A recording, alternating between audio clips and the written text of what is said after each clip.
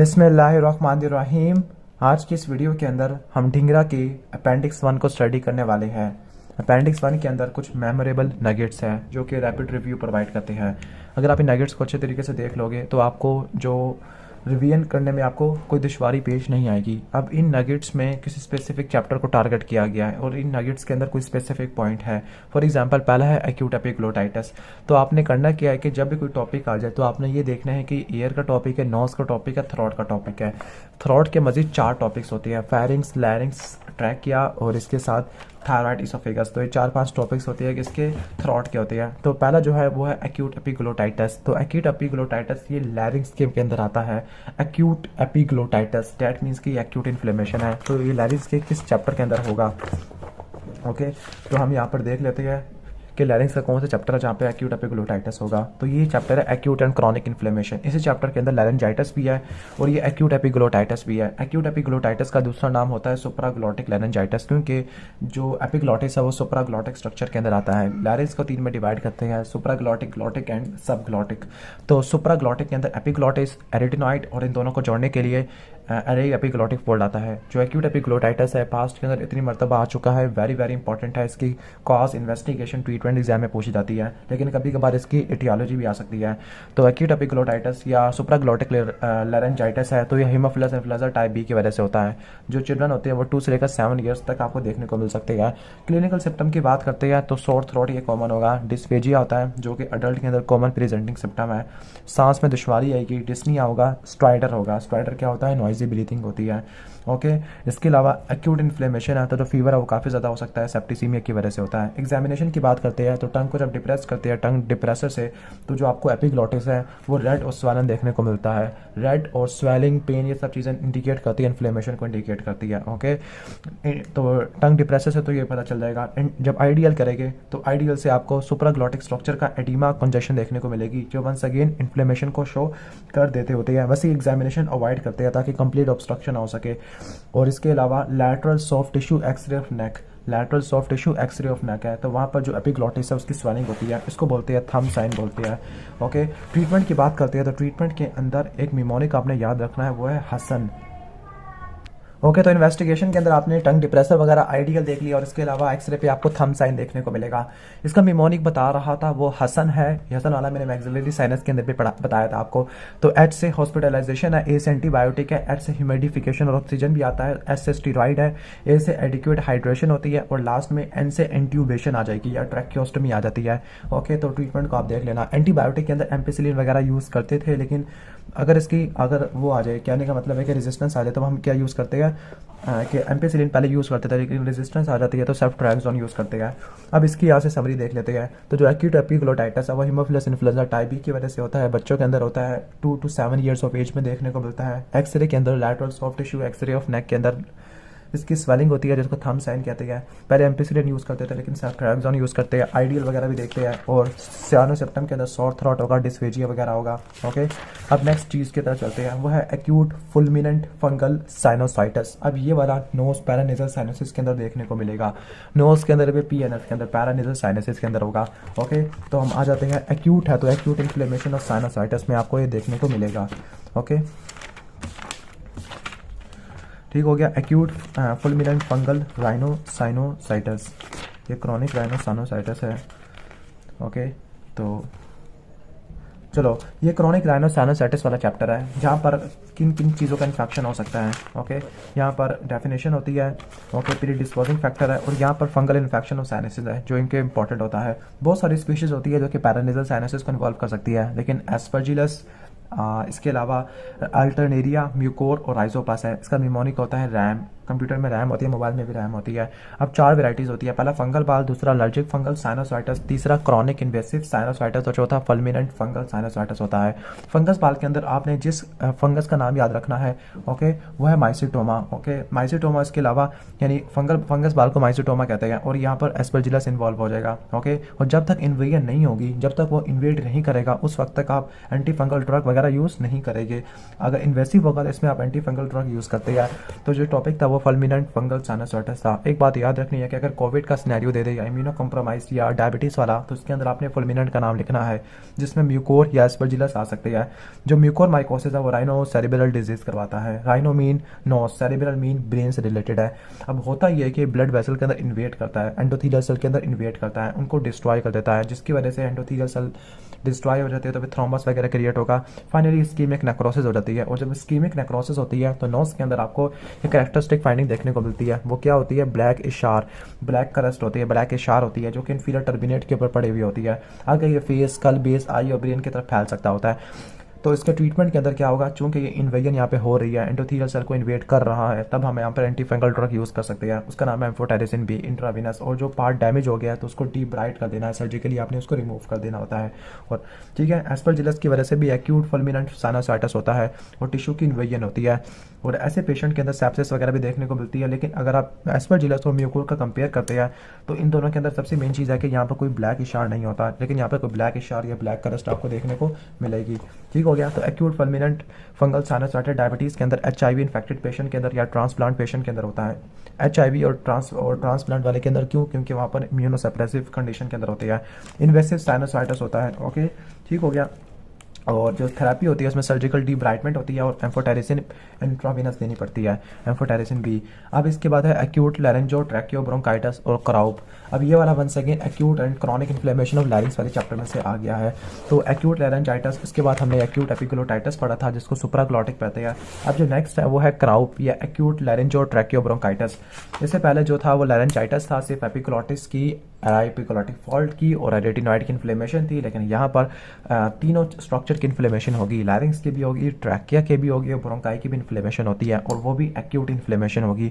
और जब acute inflammation होती है तो रट्टा मार लेना कि यहाँ पे आपको रेडनेस, ये टेम्परेचर ज़्यादा देखने को मिलेगा, फीवर, पेन, स्वेलिंग, कंजेशन, ठीक है, ये चीज़ें देखने को मिलेगी। ट्रीटमेंट की बात करते हैं तो ट्रीटमेंट में हॉस्पिटलाइजेशन सबके अंदर कॉमन है, एंटीबायोटिक सबके अंदर कॉमन है।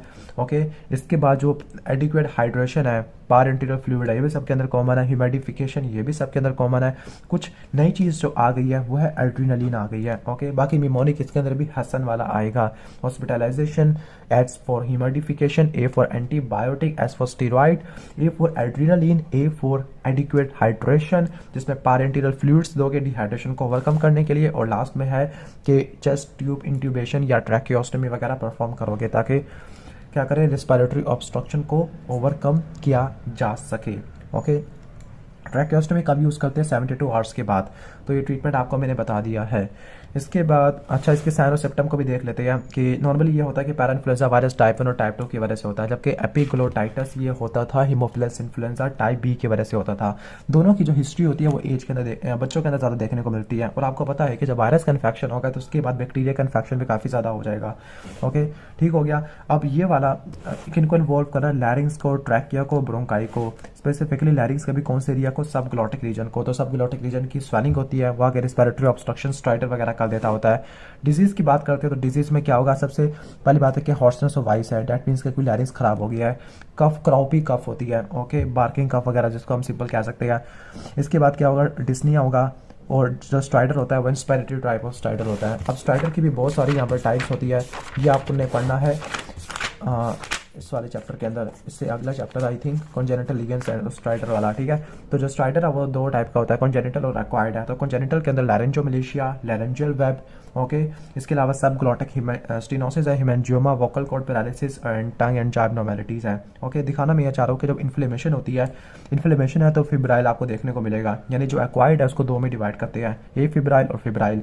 फिब्राइल के अंदर इन्फ्लेमेशन है और इन्फ्लेमेशन है तो फिर आपको टेम्परेचर ज़्यादा देखने को मिलेगा। लाइक एपिग्लोटिस की इन्फ्लेमेशन है, एक्यूट लैरेंजाइटिस है, लैरेंजोट्रैकाइटिस है, लैरेंजियल डिप्थीरिया है, रेट्रोफरेंजियल एब्सेस है, इन्फेक्शियस मोनोन्यूक्लियोसिस है या क्विंसी है। ठीक हो गया। जबकि ए फिब्राइल के अंदर कोई इन्फ्लेमेशन नहीं देखने को मिलेगी। लाइक पेपिलोमेटस इंजरी है, फॉरेन बॉडी लैरेंजियल एडिमा या एडिनोटॉन्सिलर हाइपरट्रॉफी होती है। तो यहाँ पर देख लेते हैं एक्यूट फुलमिनेंट फंगल साइनसाइटिस। तो एक इन्वेसिव साइनसाइटिस होता है डायबिटीज वाले में देखने, सॉरी इसको एक्यूट लैरेंजियोट्रैकियो ब्रोंकाइटिस है। वायरल इन्फेक्शन होता है, पैराइन्फ्लुएंजा वायरस टाइप 1, टाइप 2, कभी कभार टाइप 3 की वजह से हो सकता है। सब ग्लॉटिक एरिया को इन्वॉल्व करेगा तो फिर वहाँ पे लैरेंजियल एडिमा हो जाएगा। इंस्पिरेटरी टाइप ऑफ स्ट्राइडर है, रिस्पिरेटरी डिस्ट्रेस देखने को मिलेगा। एक्सरे करते हैं, पीए व्यू एक्सरे लैरिंग्स में करते हैं तो वहाँ पर स्टीपल साइन देखने को मिलता है। एक्सरे को वैसे अवॉइड करते हैं क्योंकि ऐसी जो मैनिपुलेशन है वो एक्यूट ऑब्स्ट्रक्शन करवा सकती है। यह हमने इसके अंदर भी पढ़ा था एक्यूट एपिग्लोटाइटिस के अंदर। ओके वहाँ पर हमने उसका पढ़ा था, आइडियल वगैरह का पढ़ा था। लेकिन यहाँ पर कौन सा साइन होगा, स्टेपल साइन है। स्टेपल साइन को आप रट्टा मार लेना, एग्जाम में एमसीक्यूज में आ सकता होता है। और इसके अलावा यहाँ पर ये इनका डिफरेंस भी आ सकता है एक्यूट एपिग्लोटाइटिस और क्राउप का। तो यहाँ पर हीमोफिलस इन्फ्लुएंजा टाइप भी है, जबकि यहाँ पर पैरा इन्फ्लुएंजा टाइप 1, टाइप 2 और कभी कभार टाइप 3 भी हो सकता है। 2 to 7 ईयर्स में था, ये 3 मंथ से लेकर 3 ईयर्स में था। पैथोलॉजी की बात करती है तो वो वाला सुप्राग्लोटिक लैरिंग्स में था, जबकि ये सब ग्लोटिक लैरिंग्स को इन्वॉल्व करता है। इसके अलावा ट्रैकियन को भी इन्वॉल्व कर देता है। प्रोड्रोमल सिप्टम इसमें नहीं होते, इसमें प्रोड्रोमल सिप्टम मौजूद होते हैं। ओके, प्रोड्रोमल जो किसी भी डिजीज से पहले नॉन स्पेसिफिक सिप्टम होते हैं।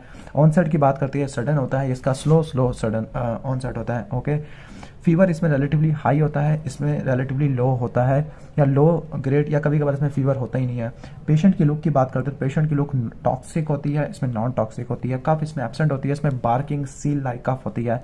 स्ट्राइडर इसमें मौजूद होता है, दोनों में मौजूद होता है स्ट्राइडर, और डायनोफेजिया इसमें मौजूद होता है, उसमें डायनोफेजिया एब्सेंट होता है। और यहाँ पे आपको सिक्रीशन की ड्रूलिंग भी देखने को मिलती है।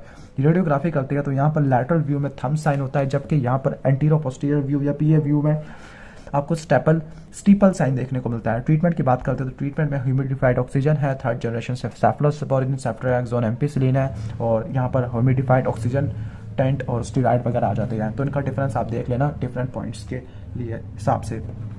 ओके, अब हम नेक्स्ट पॉइंट की तरफ चलते हैं। अब है नेक्स्ट है एडिनोकार्सिनोमा ऑफ एथमॉइड। जो एडिनोकार्सिनोमा ऑफ एथमॉइड है ये उन वर्कर्स में देखने को मिलता है जो कि वुड डस्ट से एक्सपोज होते हैं। इसके बाद लास्ट टॉपिक है इस वीडियो का, वो है एडिनॉइड फेसेस है। एडिनॉइड फेसेस एक टिपिकल सिम्पटम होता है, साइन होता है बल्कि किसका, एडिनॉइड हाइपरट्रोफी का। ओके, अब एडिनॉइड वाला है ये फायरिंग्स के अंदर देखने को मिलता है। तो फायरिंग्स वाला चैप्टर है, तो इसका जो दूसरा चैप्टर है जिसमें एडिनॉइड है, इसके बाद एक्यूट नेजोफरेंजाइटिस, क्रॉनिक नेजोफरेंजाइटिस और थ्रोन वाल डिजीज जिसको फेरेंजियल बर्साइटिस बोलते हैं। तो जो एडिनॉइड है इसको आपने पढ़ना है। तो एडिनॉइड है, नेजोफरेंजियल टॉन्सिल्स होते हैं, रूफ और पोस्टीरियर वाल की जंक्शन के ऊपर पड़े हुए होते हैं। वर्टिकल एजेस होती है लिम्फाइड टिश्यू की, जिनको सेपरेट करने के लिए डीप क्लेफ्ट होती है। इनको कवर करने वाली 3 टाइप की एपिथेलियल सेल होती है, pseudo stratified, chelated columnar epithelium, stratified squamous और ट्रांजिशन एपिथेलियम होते हैं। एक बात नोट कर लेना कि पैलेटेंट टॉन्सिल से अगर आप कंपेयर करते हो तो एडिनॉइड्स के अंदर कोई क्रिप्ट, कोई कैप्सूल वगैरह नहीं होता। ओके, एडिनॉइड बर्थ के टाइम से लेकर मौजूद होते हैं, लेकिन 6 ईयर तक आते आते इनलार्ज होते हैं, और जब 6 ईयर के बाद आगे प्यूबर्टी पे एट्रोफी हो जाती है और 20 साल की उम्र तक नॉर्मली ये गायब हो जाते हैं। 3 पार्ट्स होते हैं in compare to the pneumatisation of sphenoid. तो एक pre sellar part, sellar part जो आपने पढ़ा था कि सफिनॉइड के अंदर सीला टर्शिका होता है जिसमें पिट्यूटरी ग्लैंड होता है।